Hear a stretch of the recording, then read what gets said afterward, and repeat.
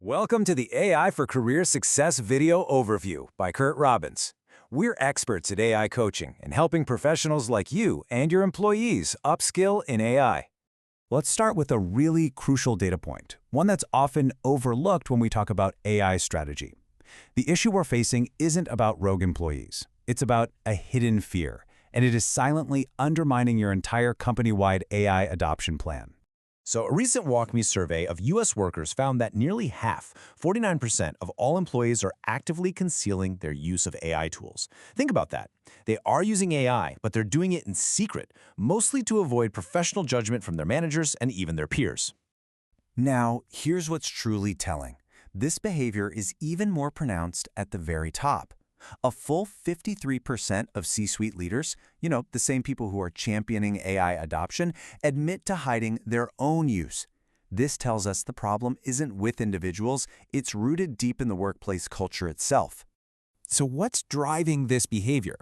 Well, it turns out it's a very specific emotion. To really understand it, we first need to define what we mean by AI shame. You see, AI shame really isn't about the technology. Not at all. It's about professional identity. It's that silent internal negotiation an employee has every single time they think about opening an AI tool. They're asking themselves, does using this make me look like I can't do my job on my own anymore? And this shame really manifests as a triple threat to an employee's sense of professional self-worth. They worry, will my boss think I'm lazy for using this? Or maybe if I can't write a good prompt, what does that say about my actual skills? And then there's the deepest fear of all. If AI can do this part of my job, am I becoming obsolete? Now, this isn't just about feelings. The data shows these fears are actually well-founded. There's a measurable professional cost to using AI, which researchers have now termed the competence penalty. The hard evidence for this comes from research out of Peking University. In a really large-scale experiment, thousands of engineers were asked to review identical pieces of Python code. The only variable?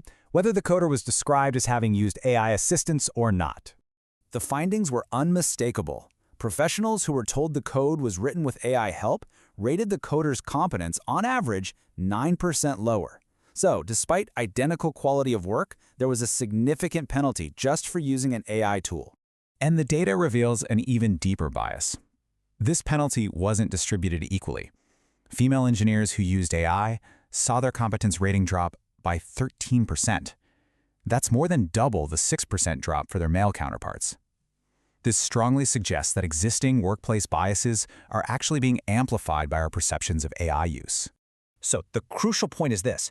The study concluded that the single strongest reason people refused to use AI wasn't a lack of training or access. It was the anticipation of this competence penalty. The primary barrier, it turns out, is emotional and cultural, not technical. So, when your employees are afraid to use the official tools openly, they don't just stop using AI, they take it underground. And that's where the real costs to the organization start to pile up.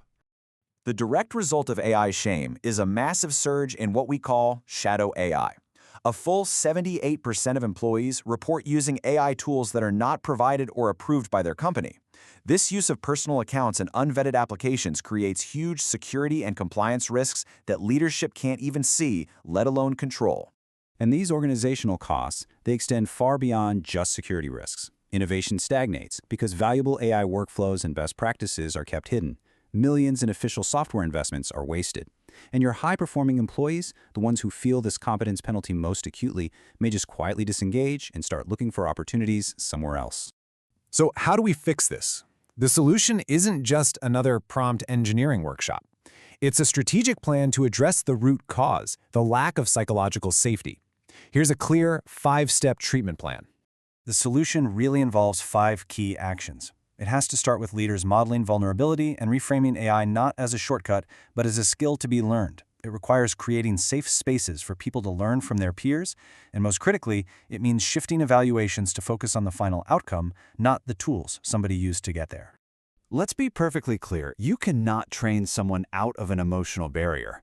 Tech adoption so often fails because organizations treat it as a training issue, when it's actually about cultural readiness. The gap between an employee knowing how to use a tool and them actually using it, that gap is almost always emotional. This leaves us with a critical question for you to consider. Your dashboards can measure how many software licenses are activated, sure, but they can't show you how many of your employees feel incompetent every single day.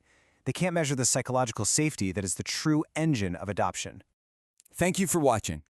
This is where we teach you AI and help you get smarter than your competition. If you like these videos, use the QR code at the beginning of this video to buy us a coffee or hire us to coach you or your employees in AI. Subscribe to the AI for Career Success YouTube channel. Please like, comment, and share to help us reach a wider audience.